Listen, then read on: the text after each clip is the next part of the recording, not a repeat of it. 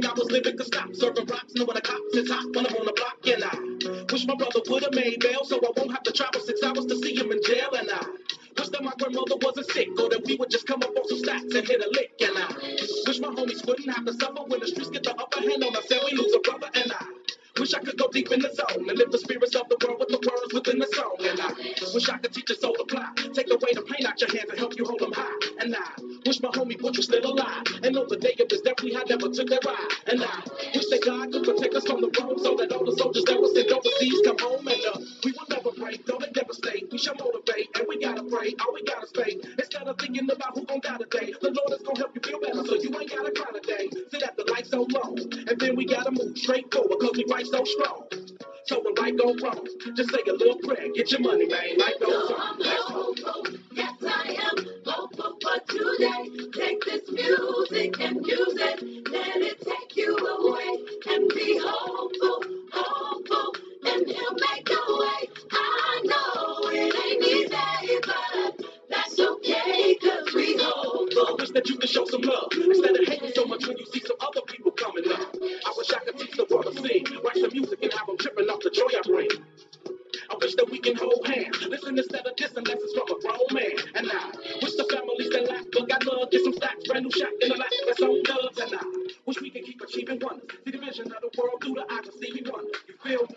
And I hope all the kids eat, and don't nobody in my family see 6 feet. You dig? I hope the mothers stand strong. You can make it whether you win them or your man's gone. And I wish I could give every Sally some commissary and a popo bring the heat on the beats like they did on Kelly. And I wish that DOC could scream again, and bullets could reverse and pop and make me breathe again. Then one day they could speak again. I wish that we only saw good news every time we look at CNN. I wish we could never get the blues. Wish I could bring back the people that died at 82. I wish that we could walk the path, stay doing the right thing. Hustle hard so the kids maintain up in the game. Hopeful, yes I am hopeful for today. Take this music and use it. Let it take you away and be hopeful, hopeful, and he'll make a way. I know it ain't easy, but that's okay, cause we hope. Wish love wasn't so apocalyptic. I try to spread my message to the world the best way that I can give it. We can make it, always be optimistic. If you don't listen, gotta live my life the best way that I can live it. I pray for justice when we go to court. Wish it was all good, so the country never even went to war. Why can't we kick it and just get them on? And in the famous words of Mr. King, why can't we all just get along? Hope we can find a better way to shop and peas and I hope we find a better way to cop the keys and I wish everybody would just stop and freeze and ask why are we fulfilling these downfalls and these prophecies? You can be wrong if it's you down. With the faith of a mustard seed, you can move mountains. And only the Heavenly Father can ease the hurt. Just let it go and keep praying on your knees. Yes, I am hopeful for today. Take this music and use it. Let it take you away. And be hopeful, hopeful, and he'll make a way. I know it ain't easy, but that's okay. So I'm hopeful. Yes, I am hopeful for today. Take this music and use it. Let it take you away. And be hopeful, hopeful, and he'll make a way. I know it ain't easy, but that's okay, 'cause we hopeful.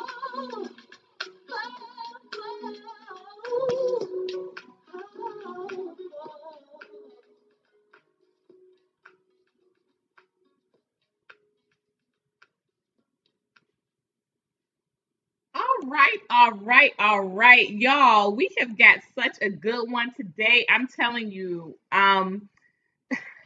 when I was introduced to this man, this dynamics, I just was like, you know what? I've got to get her on the show. I cannot wait. I can't delay. I'm not even gonna wait a day. I'm not even gonna wait I'm not gonna wait a week. You know, usually, as you all know, I like to plan my shows about I like to plan my shows about 2 weeks to a month out, you know, just to kind of get prepared. But I tell you, as soon as the producer from the Tap Pastor Show told me about this guest and her efforts, I said I've got to be on there. Excuse me, I'm powering off my speaker there. Um, so you know, I'm not going to take up too much time because I know we only have an hour. And as you all know, I respect when people are working these campaign grinds, every second really does count. there's like 100 things that you can be doing within your hour. So we're not going to delay too much. I'm even going to let her um, uh, introduce herself and give you her background so we can really get into the bulk of this colored conversation today. And just, we're going to do now when I do these in person, y'all, and that is coming soon. I cannot wait. But when we start doing these colored conversations in person, we're going to really be chatting and chewing. But for right now, what we're doing is we are dissecting and digesting.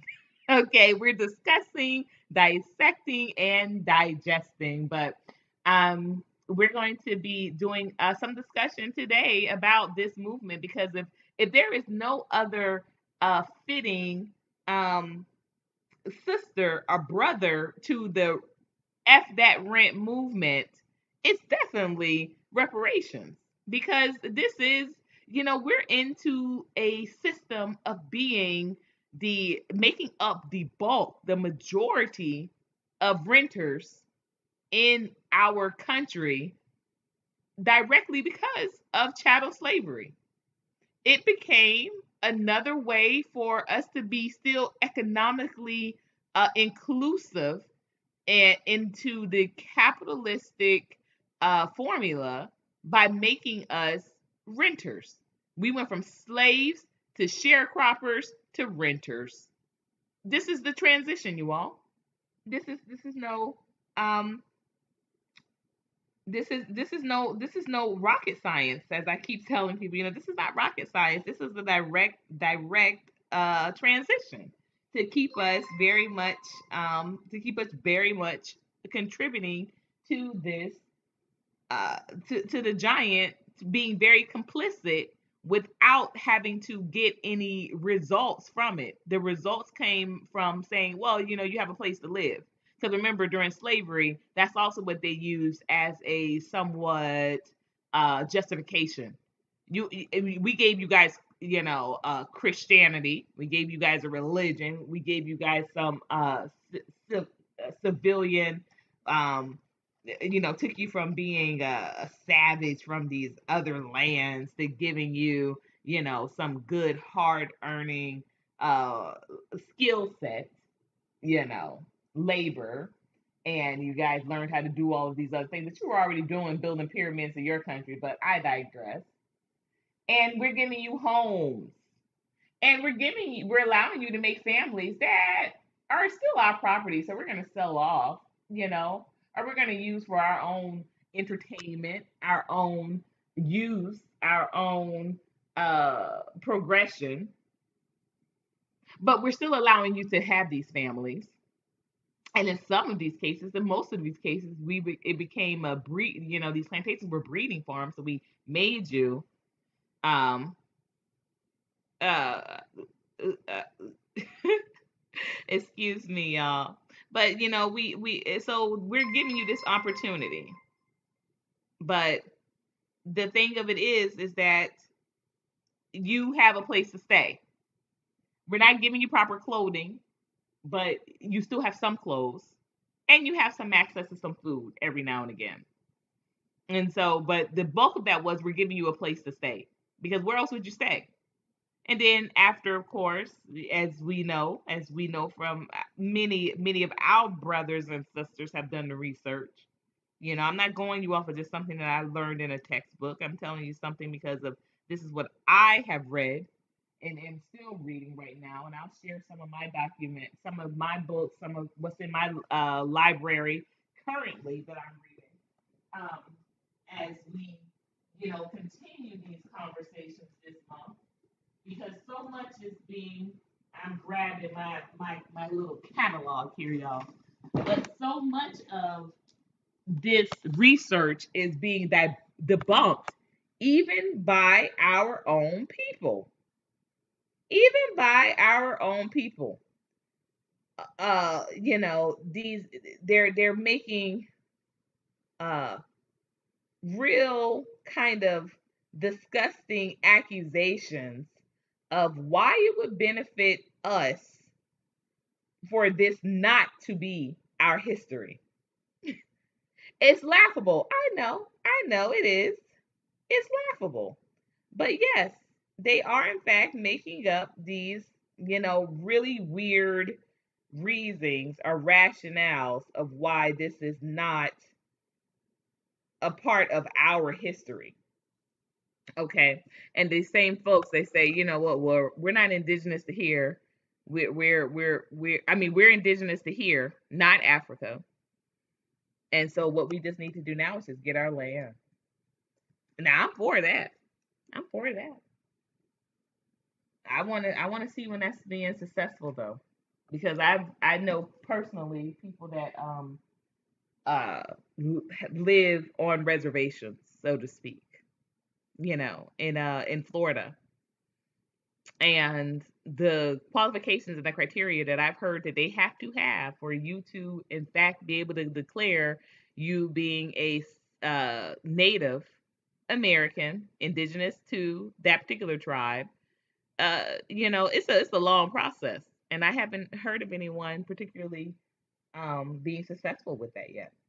So at any rate, we're going to get into it more, but I'm not going to delay. I'm going to introduce again. Welcome to the stage, y'all, Miss Miss Tamara Shealey, Tamara Johnson Shealey. Excuse me.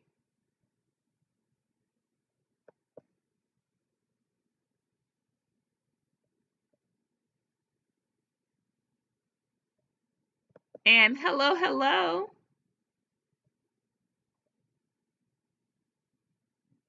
Oh,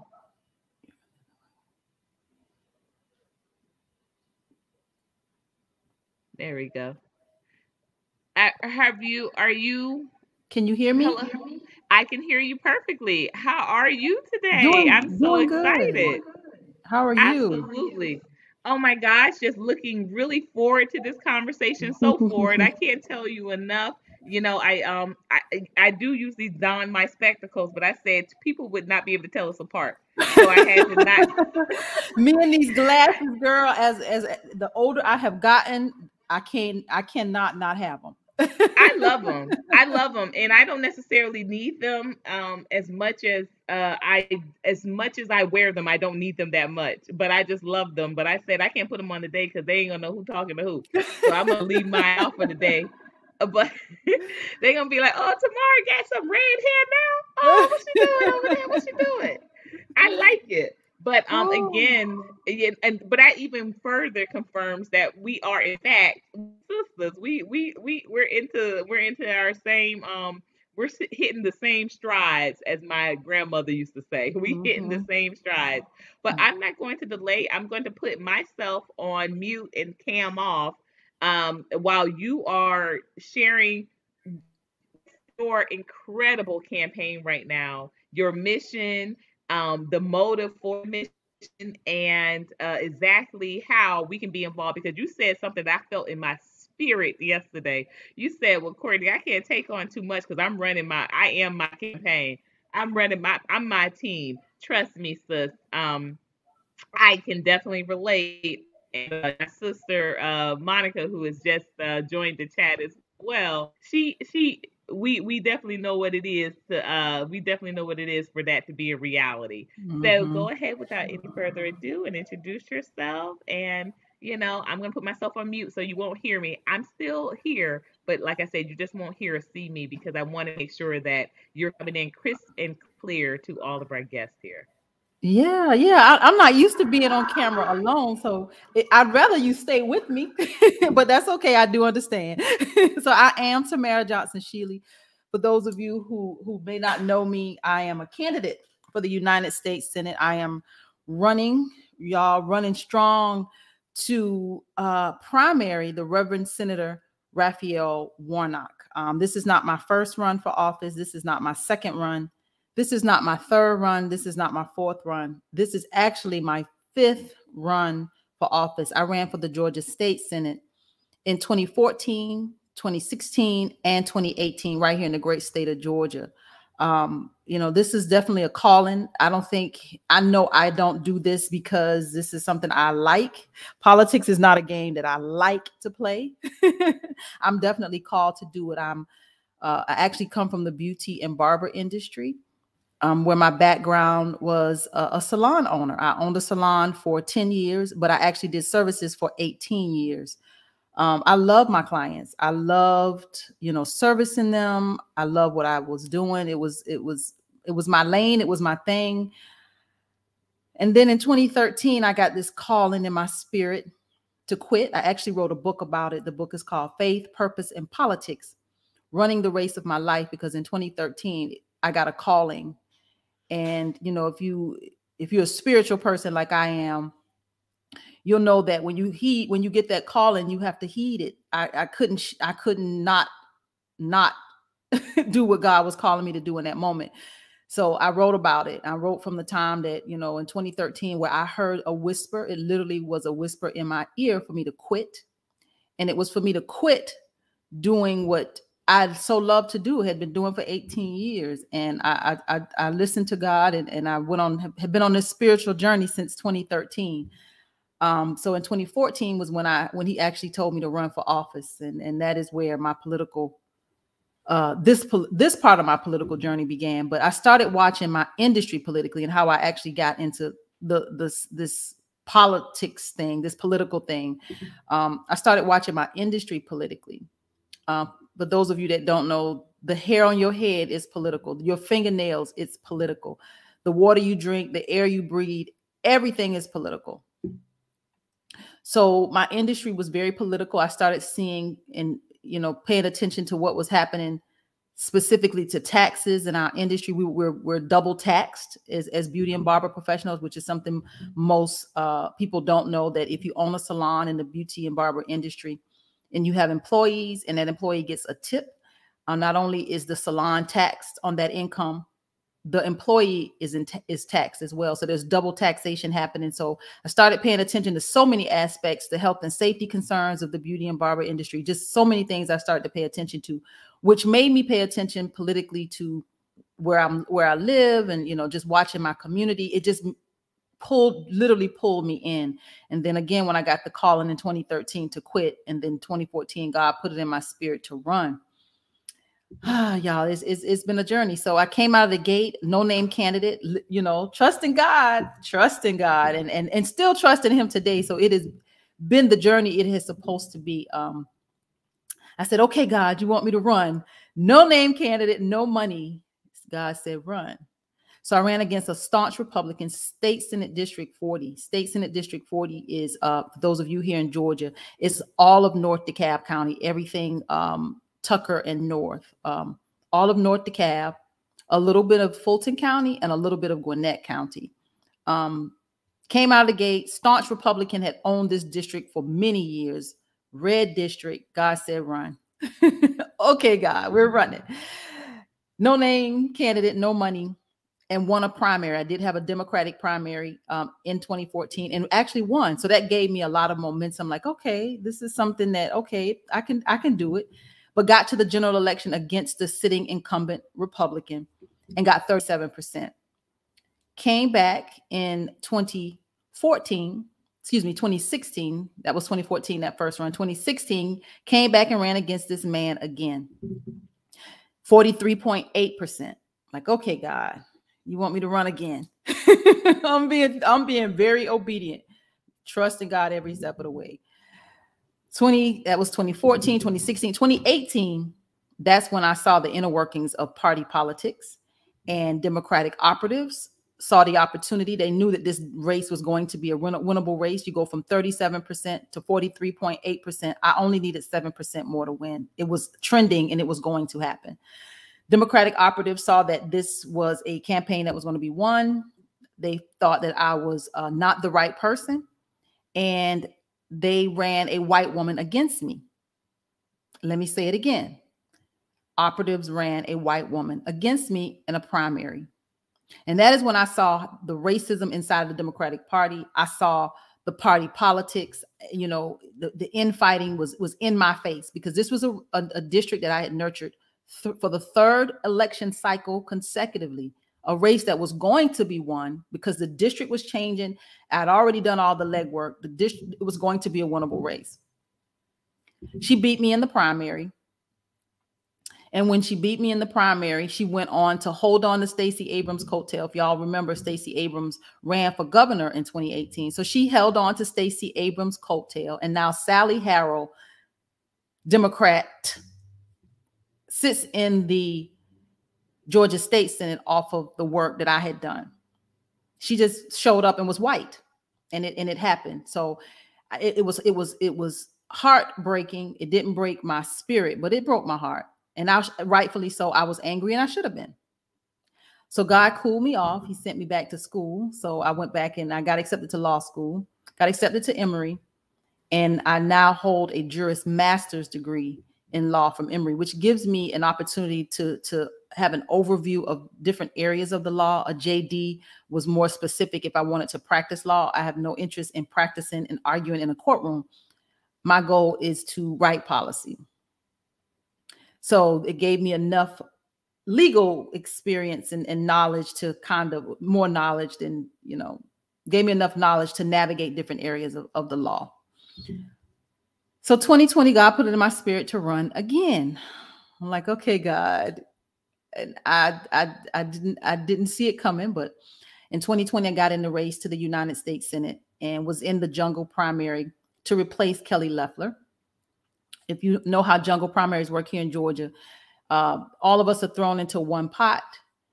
There's not a Democrat or Republican primary. We're all thrown into one race, and the top 2 vote getters will actually square off. So that is where Raphael Warnock and Kelly Loeffler became the front runners, the top 2 vote getters. We had Doug Collins, and if you guys remember, Doug Collins was the one that Donald Trump had told our governor. Donald Trump had told our governor to push him to the forefront, which he did not do. And that was probably the beginnings of the end to that relationship between Donald Trump and our Governor Kemp, because he didn't do what Donald Trump had asked him to do or suggested that he do. Nevertheless, there was Doug Collins in 3rd place. 4th place was Deborah Jackson, who was a mayor of here in the Metro Atlanta area out in Lithonia. So she had mayoral connections around the state. Plus, she was the first woman Democrat on the ballot, and I do believe ballot placement has a lot to do with it. Then there was 5th place was Matt Lieberman, whose father was the son of Joe Lieberman. No, he is the son of Joe Lieberman. His father was a senator out of Connecticut. So Matt was legacy. It's a legacy politician. And then there was us, me, Tamara Johnson Shealey, 6th place, no name candidate, basically in a statewide run, but came in 6th place out of 21 candidates. So it's with the message of reparations. So it just shows that this message is right. We're in our season. And now is our opportunity to push even further and even harder by primarying the Senator Reverend Raphael Warnock. Now let's talk about why this has to happen. Moving into 2022, she's just talked about, rents and homelessness and what is happening to not just Black America, but poor America, all America, most of us in this country.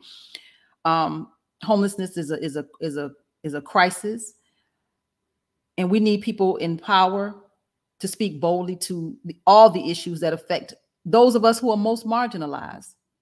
You can't keep sending people to Washington to fight for those who really don't need them to be fighting for them.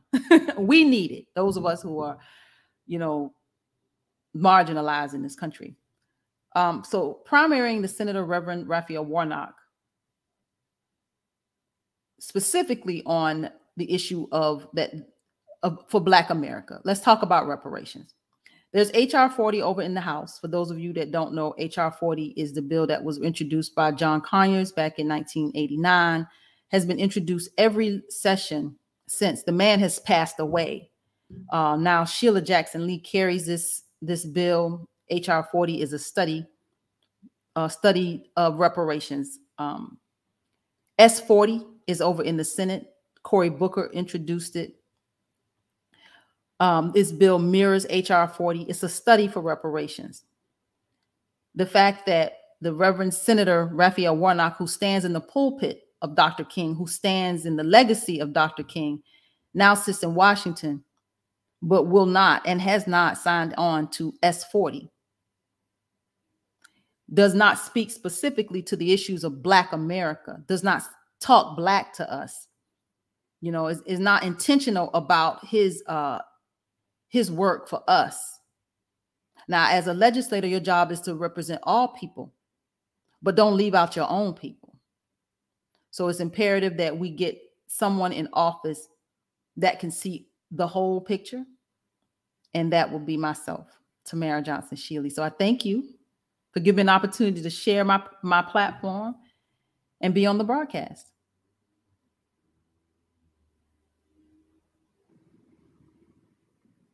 You said some real clickers there. I want to just tell you, and I'm not with my sister Monica personally right now, but like I said, she's in the chat, and I could feel her energy go up. We said some very specific things, because we experienced, Monica and I, we've been tag teaming since I've moved back here to Atlanta, and or back here to Georgia rather. And I was working helping a campaign, leading a campaign here in Tucker, and she was working on a couple of campaigns there in Austell.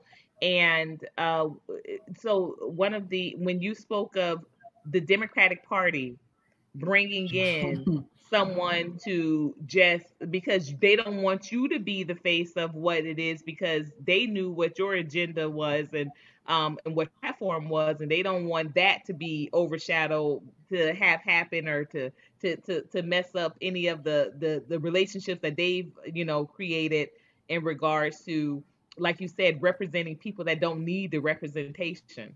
That struck a real, like they say, I felt that in my spirit. I felt that in my spirit. So that struck a real chord with me, and I know it did with Monica as well. And then also when you said that, sis, when you better say a thing when you say that, when God tells you to run, when God tells you to run, it is, I remember just having the same kind of come to grips moment. So, I think I told you a little bit about this story, but like what happened was, my sister Monica, the one that I'm speaking of here, she actually came to visit. She came to visit me in Coconut Grove in Miami, Florida, and you know, I was working for the city of Miami. I was making very good money working for the city of Miami, and I was working in government. And I've been going to the community meetings, and on this one community meeting that I've been going to, they were announcing that there were some council seats that were open. And Monica had come the week after, because this particular community meeting only was once a month, and she had literally come the week after they had made these announcements. And she was like, well, what happened with that meeting last week? And I was like, yeah, they have some council seats open. But it was she that said, you know what, you should run, because I've seen the layouts of this place. This place is pretty it's pretty small, close knit, and a lot of people. It wouldn't be much for you to do the boots on the ground to get this seat, under, with the good following of families, young families, because you're a young mom and that sort of thing. And so I was just like, nah, I'm not really. I said, you're into that. And our grandmother, I said, Nanny was into that, because my grandmother was the first elected female, the first elected African American mayor of Daytona Beach.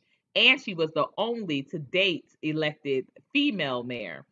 They had a female mayor prior to, but she was someone that had assumed the seat after, of course, they had a death in the the in the seat, that who was holding the current position.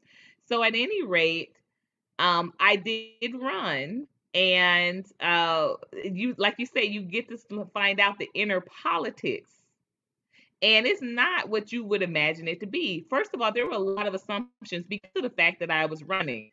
The number one assumption was the fact that I was wealthy. because that was just a general misnomer that anybody running for politics has got to have money. So people thought, where am I getting my money from? And I'm like, it's not even this wasn't like a commissioner or a mayor seat. This was a little council seat, of the community. But there was some talk about my money, where was my money coming from? And like I said, at the time I worked for community organizing for the city. But the next kind of things really really weighed on me were the fact that so many people were now in opposition. They were doubting my ability to carry just seat, and these same people had no problem with asking for my input or contributions just 2 weeks prior. But now all of a sudden, am I qualified to be doing what I'm doing? In addition to running for office. There were times that were very lonely, because even though my sister encouraged me to run, it's not like she was able to stay there throughout the entire campaign. And there were some real low moments. And so that's why I said I felt it in my I felt it in my spirit when you said that you run your own campaign. Um and so I commend you. And again, just want to welcome you, of course, to the platform. Before we get into the nuts and bolts. Oh, and the other thing that I know struck a real chord with my sister as well as myself, that, like what you said, for Raphael Warnock to be raised in public housing, huh? Right? Can we talk about it? And for him to have had the type of upbringing, even though he was raised in a two-parent household, but public housing, uh, obviously obviously a structure put together, it's in order to, I want to say, to distract what would be happening economically if if in fact reparations were rewarded. Public housing wouldn't even be a thing that's needed. This is really what it comes down to. So we're gonna get into this in a couple of minutes. And I just wanted to show folks, a couple of things that I'm reading, because it's coming to question where my once again, when you start making a little bit of noise, all of a sudden now people want to question your credentials and your research. So I want to show people what's in the library. That is African Americans by the Numbers. Okay, and you can see that by Glenn L. Starks. The great one, Remembering Slavery. Okay, and my personal favorite right now, The Slave Ship, because someone literally had the gall to come on one of my posts and say to me that they haven't found any slave ships.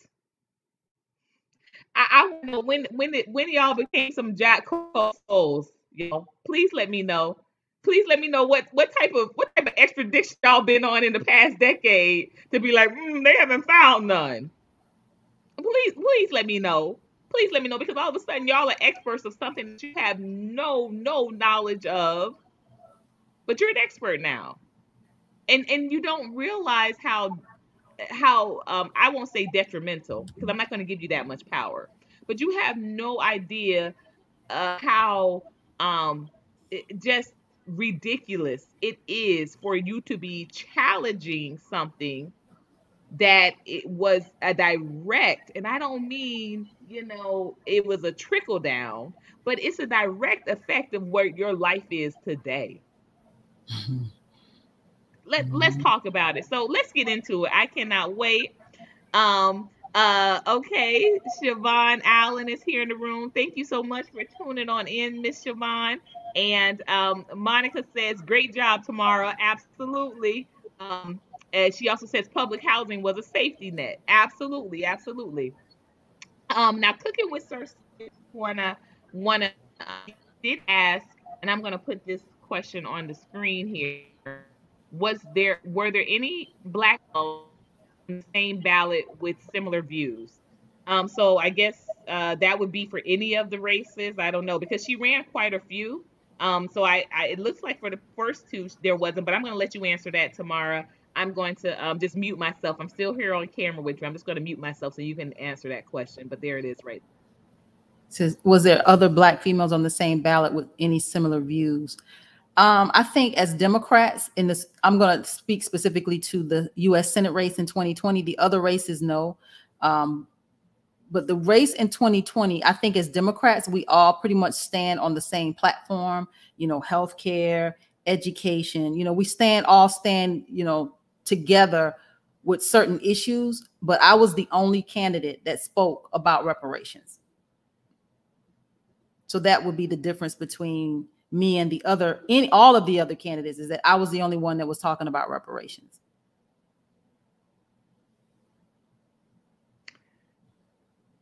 Thank you. And I also have, and let me go back, because I also have gone ahead and put your email address into the chat. Thank you. So people can, perfect. Yeah, it's in the chat. It's not on the screen here because I'm going to go back to your website here on the screen. But it is in the chat. So if anyone wants to reach out to you personally, you all can do that. Thank you, Cooking with Sir Senior. I hope that she answered that for you. But again, her information is in the chat. If anyone would like to follow up with Tamara personally and get some of this intellectual goodness, we're going to get into it. I can't wait. Okay, so reparations, sis. Reparations, right? How did this become? Was this also a part of the message to God? Because when I tell you that we are sisters, I imagine when we meet physically, we gonna have that moment like The Color Purple had. You and me, us never part, my key, da. Because I'm telling you, that was literally the message here. God sent me back, and I'm tearing up as I think about this. But God, I was 2 years into my term in Florida. I had 2 more years, and my plan was to run for commissioner. And like I told you yesterday, they said if you want to make God laugh, tell him your plans. Oh, tell him your plans. I run for commissioner. I was only going to do 1 term because I was sure I was going to win. I'm like, I'm going to put the strength of David on this, and I'm going to win commissioner with no money. And I'm going to just win this seat.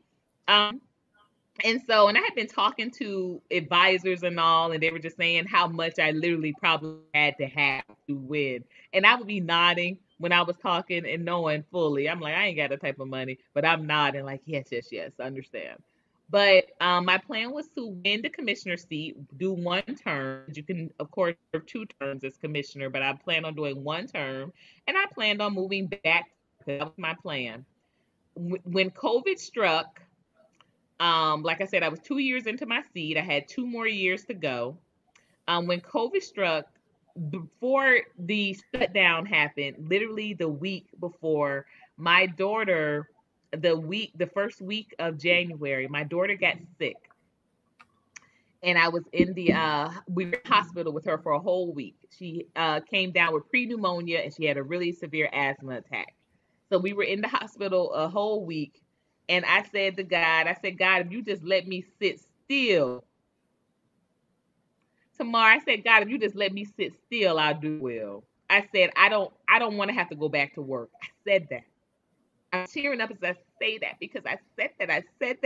I said, I don't want to have to go back to work. I said, if you put me in a position just to do your will, so I don't have to go back to no 9 to 5, I can raise my children. I can, just do your will. Just make it so that you cover me, you take care of these bills. I'll do your will. I won't. I won't put it on the back burner no more. I'm gonna just do your will. It's gonna be the front burner. Literally 2 weeks after me making that declaration, COVID happened and they shut the world down. And I said, God ain't playing with me. I said, okay, then what I'm supposed to do? So when I got the memo, I'm in my prayer. I didn't have a prayer closet in this particular I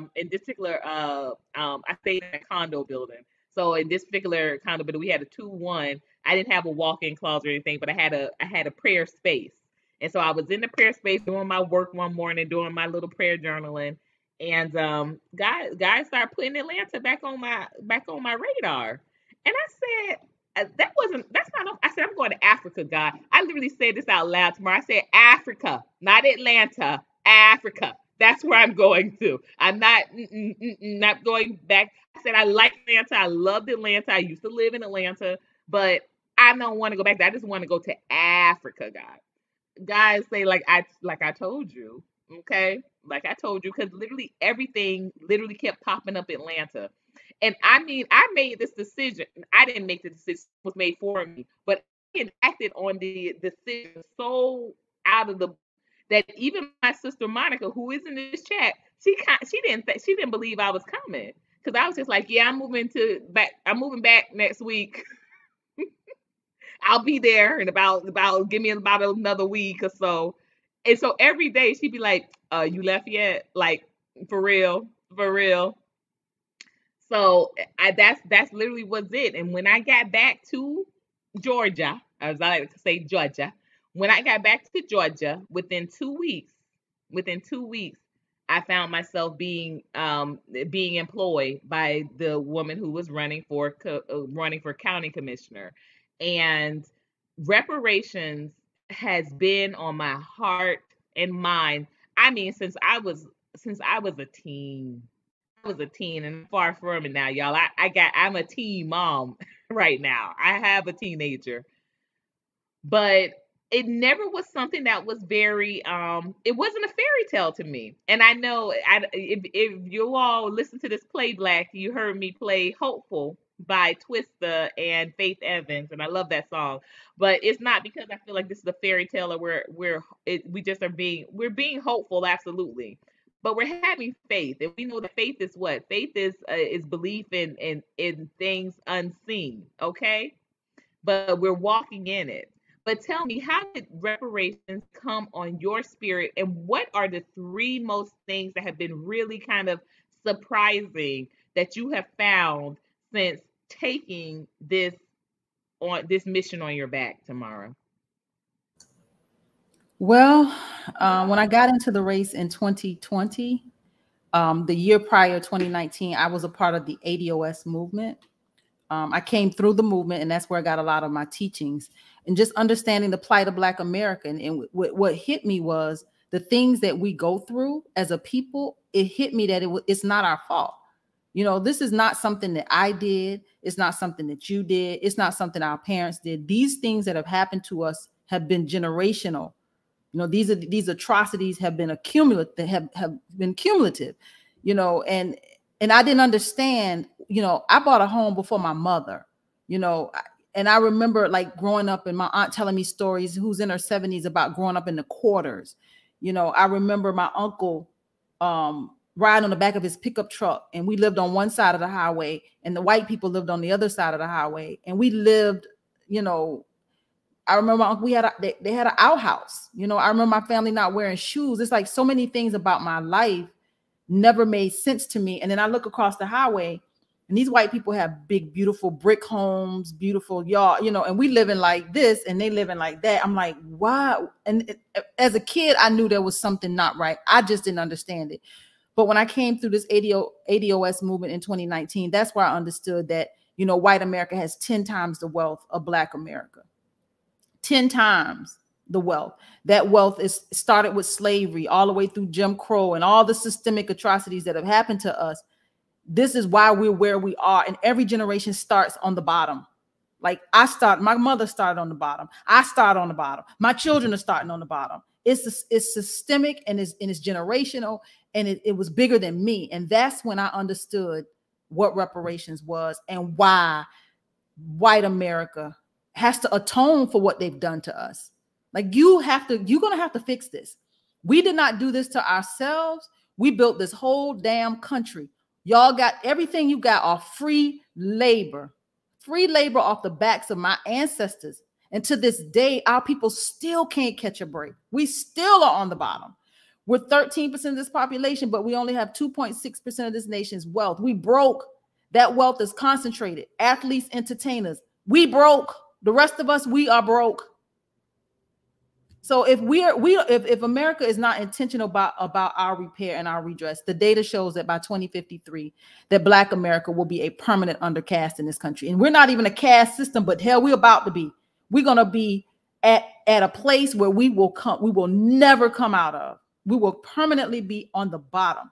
And the system is designed for us to take this, but not on our watch, not on my watch, not on your watch. Those of us who are reparationists, not on our watch.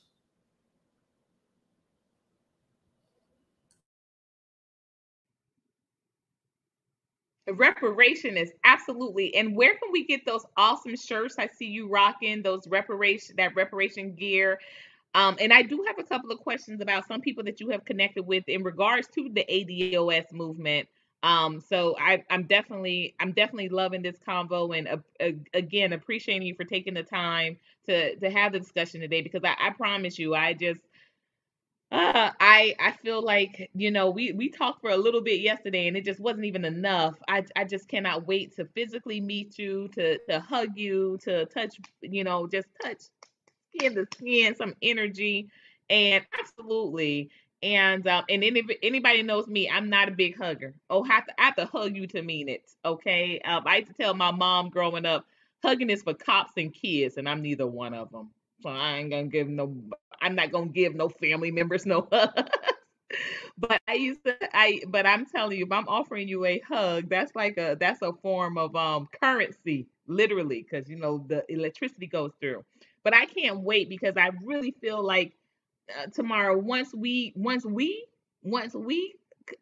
just touch these brains here, it's gonna be like, remember, it was a show, and it was like, once the twins, they would try to keep them separated, because once they touched their heads, it was like they could make worlds, collide, and they were these twins, and they kept separating. I really feel like that's exactly what happened.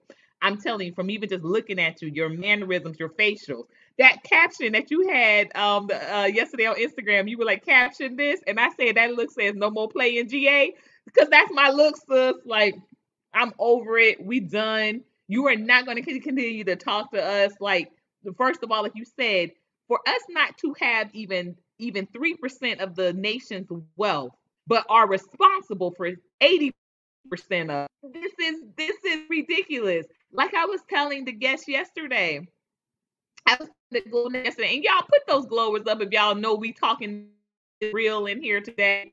And like I said, y'all don't even have to pay to be a part of this channel. I've become a part of other channels, and you have to pay to get a part, to get these icons and all these little stickies and these emojis. But here you got them for free. Y'all better put those glowers up. Put the glowers up, the fire up, the candles up, the flashlights up, the diamonds up, whatever represents glowing. Put it up. But I was telling them yesterday that we serve no purpose by pretending that we're not poor, because they know we are. But we want to get on here and wear some gear. We want to get on here and pretend like we living good. We going on all these exotic trips. Y'all, and don't get me wrong. I know our people are going. But stop pretending like, this is something that, what I love. The sister said, I watch a series about estate heirs, because that's also another legal way they continue to land grab the people that did keep land from sharecropping, from slavery days. That's another way they continue to land grab from us. They still, so much effort goes into stealing our land and to dividing us from those resources to let us know that we have land. A lot of effort goes into that, y'all. That doesn't happen by way of coincidence. That a lot of effort goes into that, because the reason how I know is because on the flip side of it is, when it's land that they can trace rightfully back to them, a lot of, they know how to put the hearings out.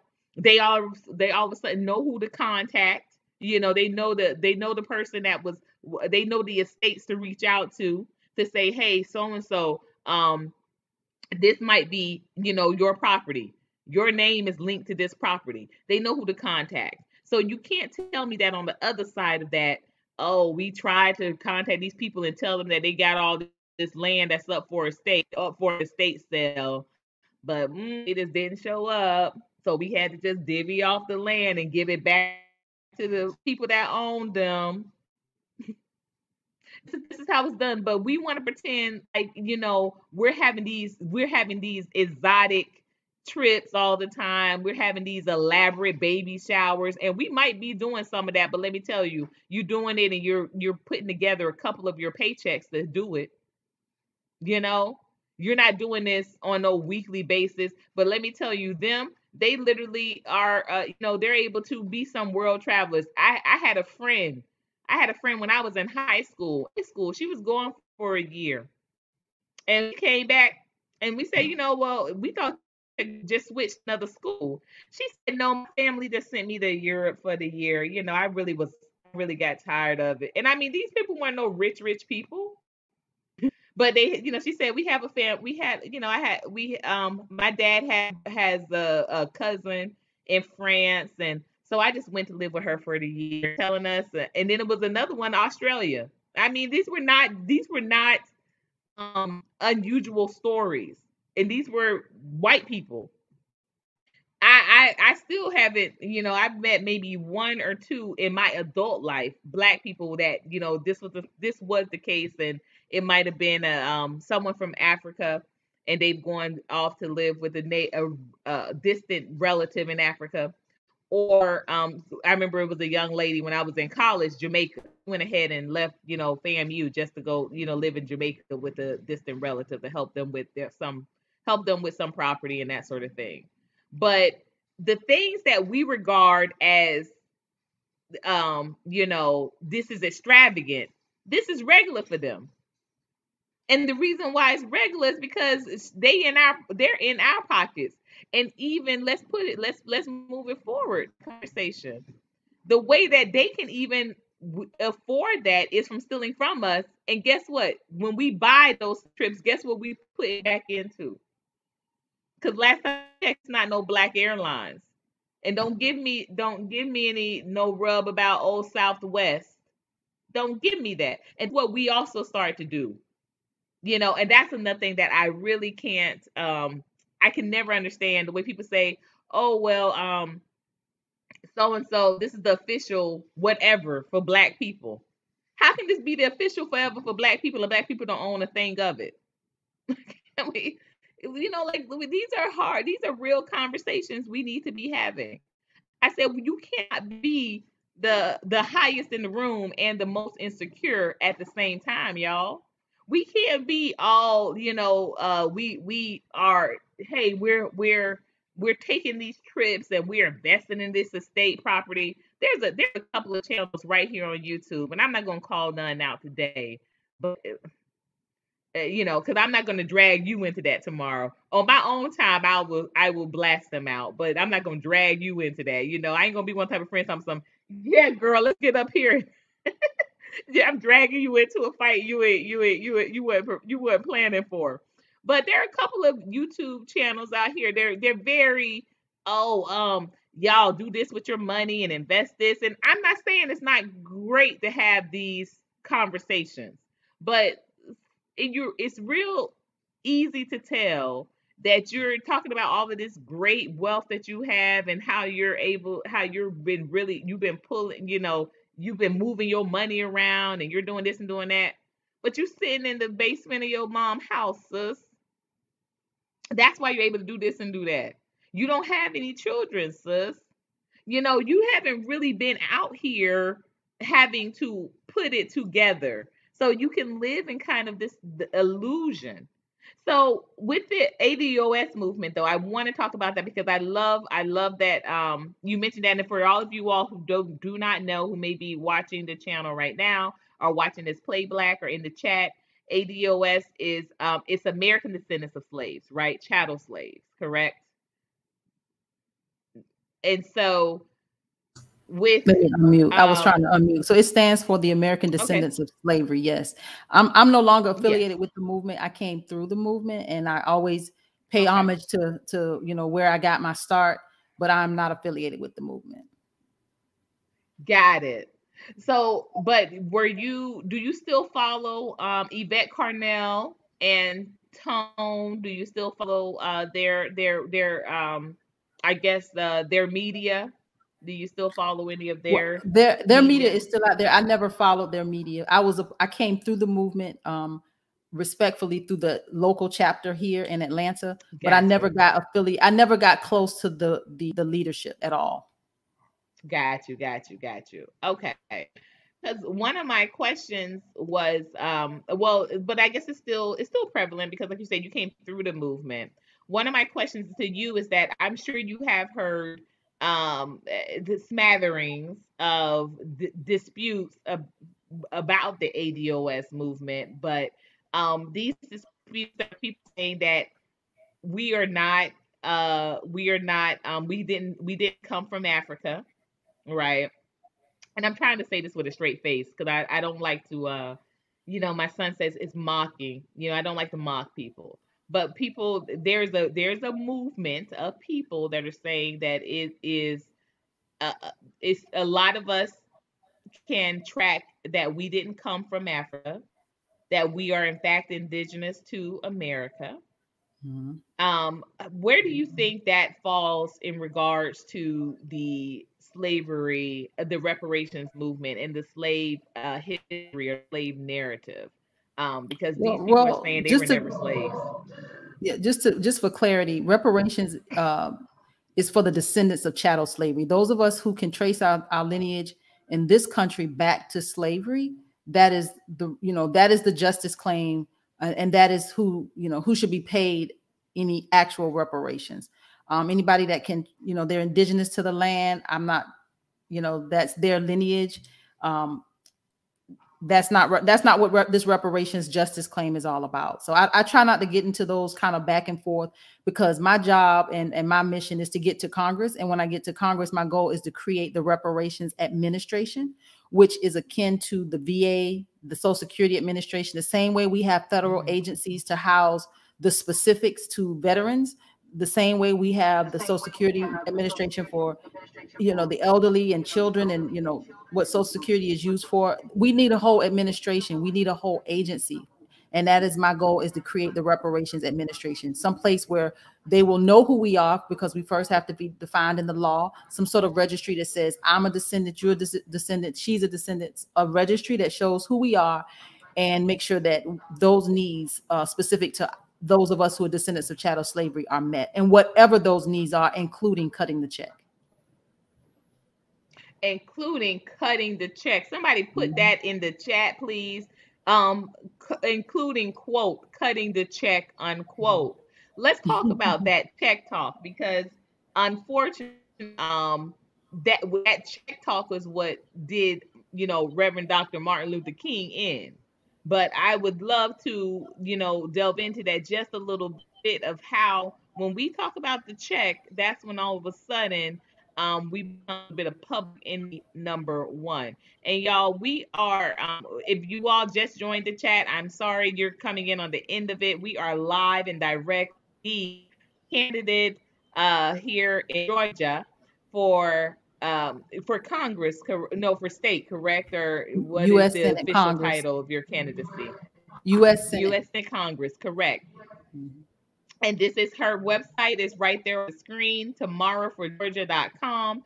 Definitely continue to facilitate this conversation. I'm sorry if you just joined it. I really do apologize, because it has been a great one. It's been a live one, but you're always welcome to catch the playback.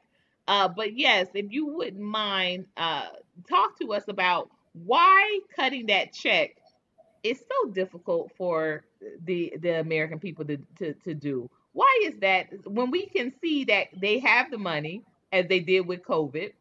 Why is it so difficult for them to cut that check to the African descendants of slavery? Why is it so Oh, difficult? it's because you just said it, because of who we are. They don't think that they owe us absolutely anything. So, but we know they do. They know they do. And it's a reckoning, and I think for white America, this is hard, because you got to address our history as well as your own. We weren't happy slaves. Hell, we ran away. You shot us, killed us, beat us, lynched us. We weren't happy slaves. So whatever narrative they have, or whatever they've created for who we were and who they were to us, it's not true. We tilled the soil. We nurtured your children. Cut the check.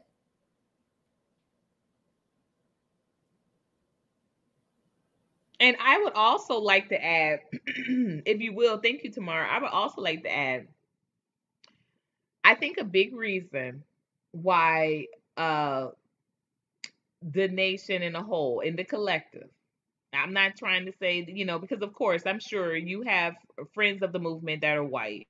I have known, many people in my lifetime that are white, and they say, you know what, I this is something that you deserve to have. You deserve to have. I won't say plenty. I'll say a few. It ain't been plenty, but it's been a few. I've had some great conversations with people over the years. But I'm going to add to that. And I think a big reason why they don't want to come to grips with it is because coming to grips with what they did with money and with their generational wealth and with their power, they would realize that they're going to be susceptible to the same type of, no, that's my cat lightning trying to get in on the screen there. But they may be susceptible to the same type of treatment, and they absolutely cannot fathom nor stomach that treatment. So, and I always say that the people that so vehemently deny that they have white privilege will be also the ones that vehemently say they don't want to be black, which is interesting. They will say they don't want to trade places, but no, there's no such thing as white privilege. But lend me your white privilege. She's trying to shot. Lend me your white privilege. Oh no, there's no reason for that. Well, if it's so insignificant, why is there no reason? Come with me to the bank and take Okay. out something in your name. Exactly. But we're not who they say we are. We're not. We're not trying to get revenge. We're just trying to get what you owe us. Just pay the debt that you owe us. So whoever they think we are and whatever they think we're gonna do, that's not true. So I try not to even go They there with can't them trust either. that. Yeah, Yeah, I they know, can't but that's trust their that own guilty conscience, not because anything that's for me to worry about. projection. That's the Hmm. point. It's Hmm. projection. They can't imagine that, oh, you're not going to be taking me away from my family. You're not going to be, lynching us. You're not going to be, especially if we know we did this to you. I know Hmm. you did this. I know we did this to you. So Hmm. you're within your right. You know what? I was in a chat the other day, and it was a slavery chat, and it was a chat about the breeding farms. And there was someone in there, and I said, "Man, I wish these people they had their faces attached to their profiles." It's one of these people that did not have a face attached to the profile. But he said, the fact of the matter is that black people want equality, but they're never going to be equal here. And as a matter of, and we shouldn't have to accept them as such. Yeah. Yeah. You ain't got to accept me as such. Just still pay me the money for what I did.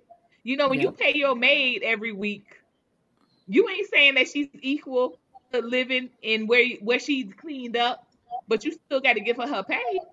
That's right. That's right. That's right. And I actually can't stay much longer. I actually have a 2 o'clock. I got to run Yes, out, but and I I just was want to. gonna, yeah. Usually these are only an hour, so I thank you. I'm gonna stay on just a little longer because I know some of our people just came in. But Tamara, we want to thank you. We definitely have to have you back on. I appreciate you, and I will be absolutely looking forward to the date that we can definitely connect physically. So we can get some of this mental magic, brewing up. So you guys, please put up your glowers as Miss Tamara leaves the room. But we're gonna talk for a couple of more minutes because I tell you I'm hot on this, and I know some people wanted me to go over the books that I'm reading again. So we're gonna stay for a few more. But everyone, please put your glowers up for Miss Tamara Shealey. Thank you. Thank you. And I appreciate it. And I appreciate the opportunity. Thank you so much. I'll talk to you soon.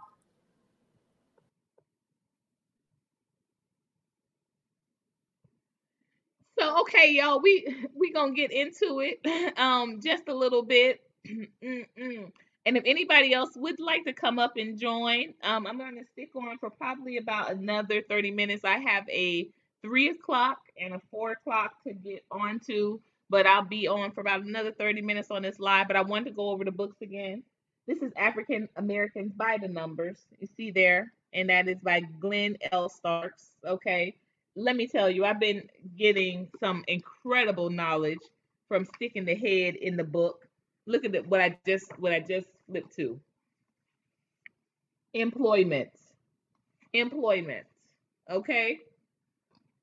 Excuse me. So the Bureau of Labor Statistics will show you that the Labor Department's principal fact-finding agency for the federal government in the fields of labor, economical, and statistics provides data on employment, and it will let you know that Black people are some of the most employed, but the rate in which we are paid is in against all demographics, less than. I was watching a content creator's podcast the other day, and was I watching the podcast? Do you watch the podcast? I don't know. At any rate, I was on his chat, and they were saying that um uh Black women are most likely to get a job more than white men. What's the point of getting the job over the white man, but you aren't paid at the rate for that same job that the white man is paid for? And I saw this personally. Personally, y'all. I saw this personally. Where did I see it? Okay, I'm gonna tell you. I saw it personally as I worked for the government.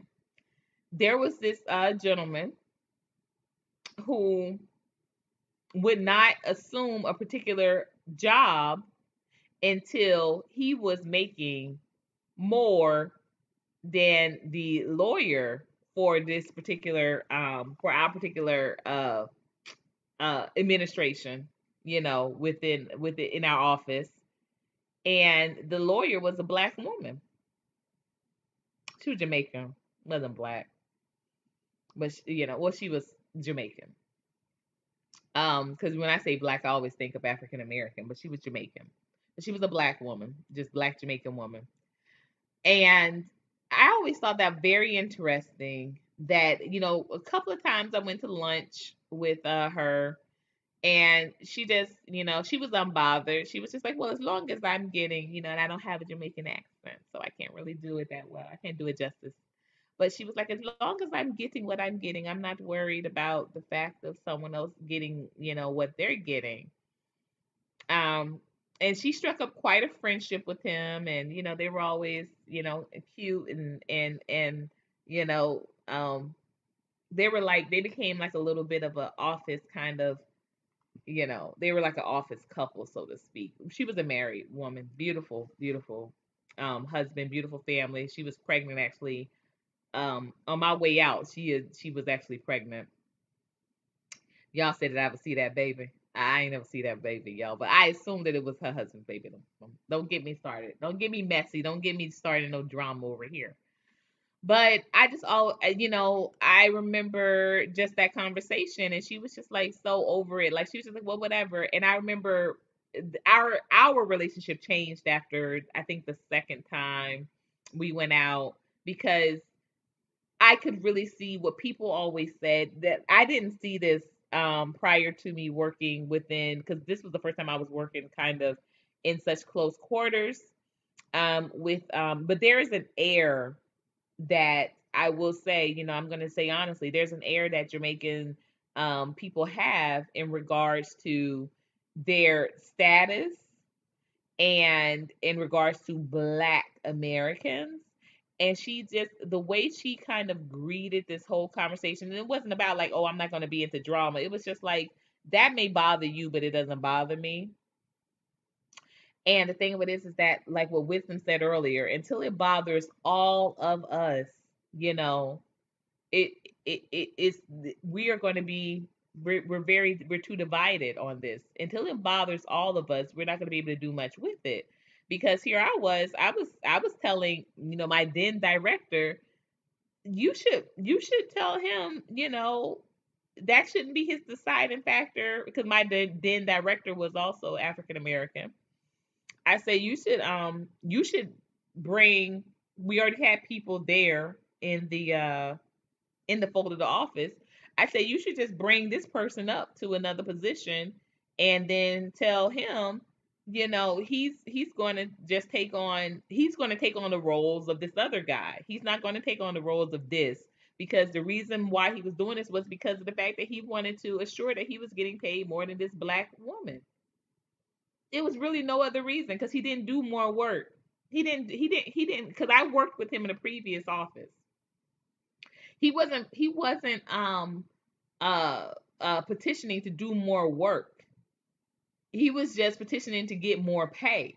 And the more pay that he was petitioning to get was because he was going into an office that was, first of all, run by a black man. And he wasn't going to be, if he was going to be outpaid, I mean, yeah, if he was going to be outpaid, or if he was going, not outpaid, if he was going to be over, if he was going to be under, if anybody was going to be paid more than him, it had to be the director, who was also an African American man.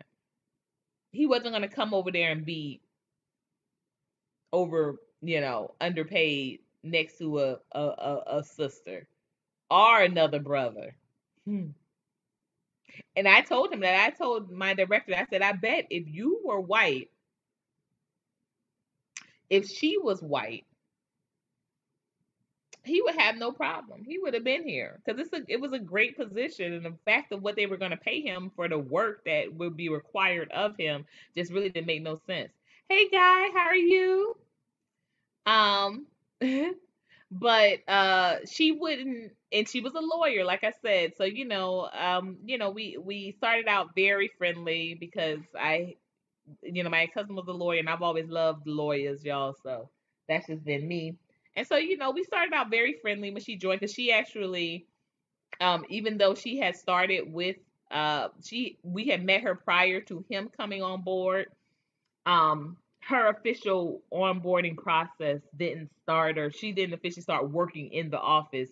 She worked remotely for like the first month. She didn't start working into the office until maybe like 2 weeks after he had started working in the office, but she was already affiliated with the team. So we started out very friendly, having great conversations. And then, like I said, we went to lunch a couple of times, but I remember the last time we went to lunch was literally maybe 3 days after he came on board. Or not 3 days after he came on board, but 3 days after she was, solidly into the office at that point, which he had been in the office for maybe about 2 weeks. And I was, saying to her, I said, you know, I think it's kind of odd that, he doesn't do more money. He doesn't do much more of what he did when we were at the previous office, but he's getting paid more money. And he literally held out, until they paid him this amount of much money more for him to take on a division that, like I said, it was stepping into the other guy's category, what the other guy did with surveying.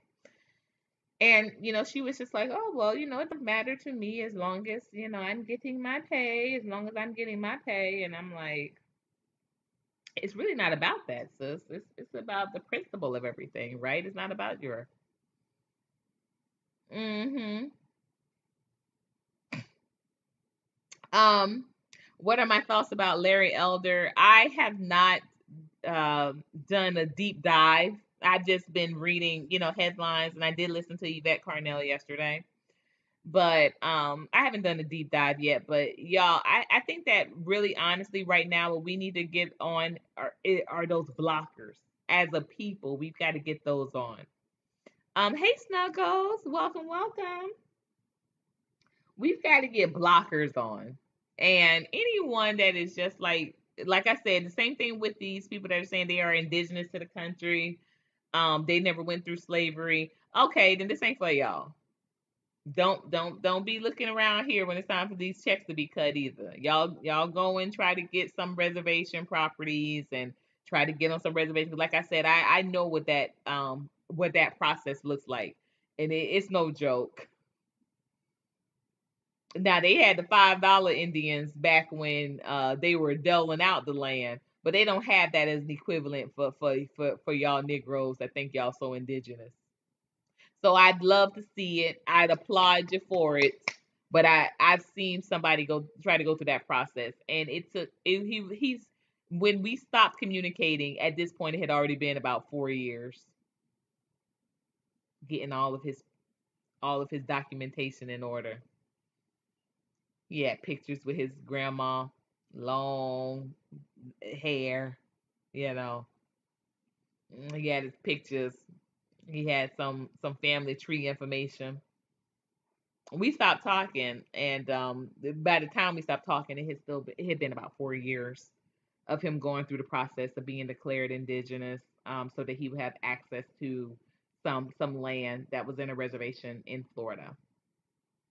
So you said, do you mind educating me what is wrong with Larry Elder and why have people been so upset with him? I cannot. I like what Brother Guy Nollywood just said.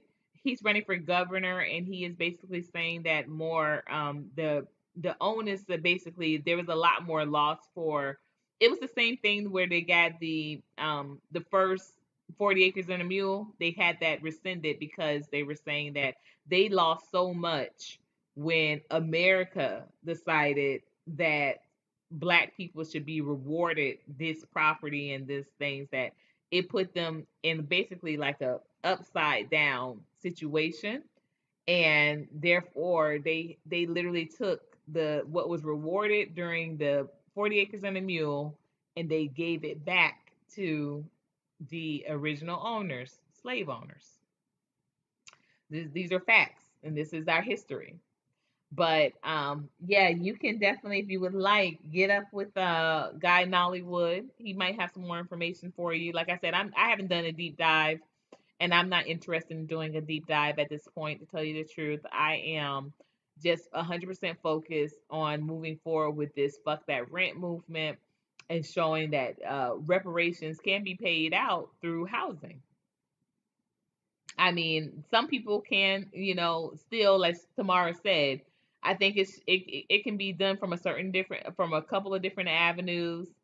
But I don't think we should turn our nose up, because what Evanston is doing, that's not reparations, in my humble opinion.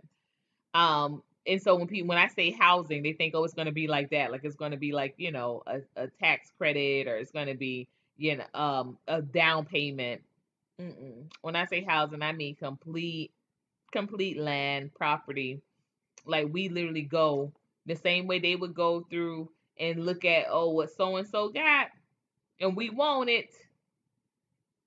We should be allowed that same opportunity. I want to live in this property. I want to go. We driving through this neighborhood. I want this house,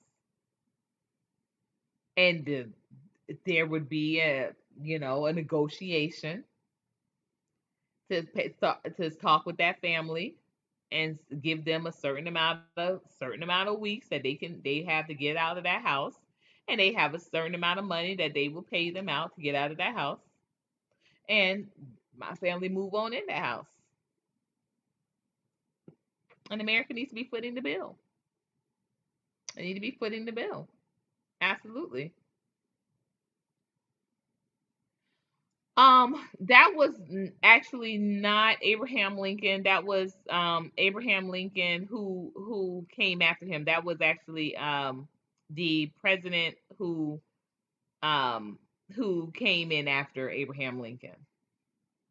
The bill actually was approved during Abraham Lincoln's presidency.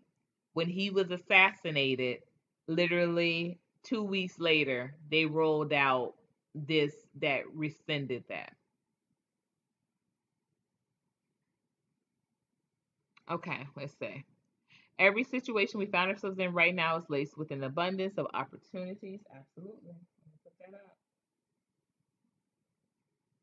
But I will say this: Abraham Lincoln has been, and y'all know I'm a little versed on Abe, Honest Abe. Not as much, of course, as Malcolm X, but definitely Honest Abe has often been one of my faves.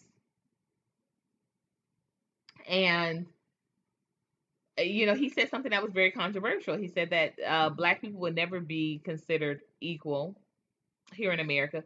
Very similar to what that gentleman said, but the gentleman that was in that other chat that I was in a part of a couple of days ago, he said that America shouldn't have to.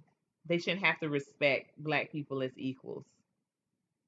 How dare you even say something like that? But like I said, I digress. Go ahead and just cut the check then, no matter what you feel. Um, I don't think, well, not that I don't think that he could be racist, because his heritage was he was African American. He has that of his heritage. Um, but I think that once again, I think that it's a point where realist um is what he definitely was. And I think that there is some truth to that black people would never be respected. Like, it's like what I say this. Okay, follow me here, guy. Um I've done a couple of speaking engagements about this particular subject. It gets a little nasty, but follow me here. If roaches, let's say, all of y'all Men in Black fans, right? If roaches were able to walk and talk and had limbs, he said he was white, but of course he gonna say he was white. And again, white is an assignment, as Brother Palmetto pointed out. This is not a real race. It's an assignment. It was like, you were able to say you were white for a certain price that was paid. I have literally blood work from one of my son's visits, and they have him on there as Caucasian. Accident? No, I don't know, but they surely have it on his blood work as Caucasian. And you've seen my son. Son, son ain't white. My son's not white. So okay, he said he's white, but he's delusion. But okay, but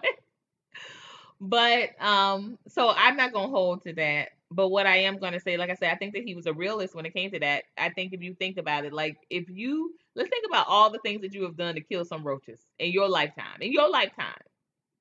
Now, of course, you ain't. I would hope nobody is going out here raping no roaches. But you've stomped on them, you drowned them, you may have burned them. Just just imagine all the ways that you've killed some roaches. Now roaches have grown legs, they grown arms, they talking and they going around. Tell me how many years it's gonna take for you to be like, roaches are equal. They deserve to be respected. They're equal. I think he was a realist when he said that. When he said that black people were never going to achieve that level of respect. We were never going to be viewed. It was better for us to go back to Africa. It was best for us to go back to Africa. Because we were always going to be, and he quoted the scriptures. We're always going to be we always going to be foreign to this land, to these people. And especially when we've had the type of history. And he said that back then. And so look at where we are now. Look at where we are now. And he was saying something that was very obvious back then. And if it ain't obvious back then, it's 20 times more obvious now. They're never just going to respect the fact of your intellect, never going to respect the fact of our strength, never going to respect the fact of our supreme being status. I'm not trying to get them to respect it. Like I always just say, only thing that they can do for me is cut a check. That's the only thing you can do for me. You ain't got to respect me, but cut the check. Cut the check. Their ignorance will not allow them to understand, to appreciate, to recognize. They don't have this. They don't have that. Calcified or otherwise, they don't have it. See me, I got my dent going down over. Y'all see mine? I love what Brother Umar said, and I know Brother Umar also said yes that Abraham Lincoln was racist, but what he said was that you can't plead to these people about spiritual connection and about ancestry and about that connection. You can't plead with these people about that. That's just bottom line.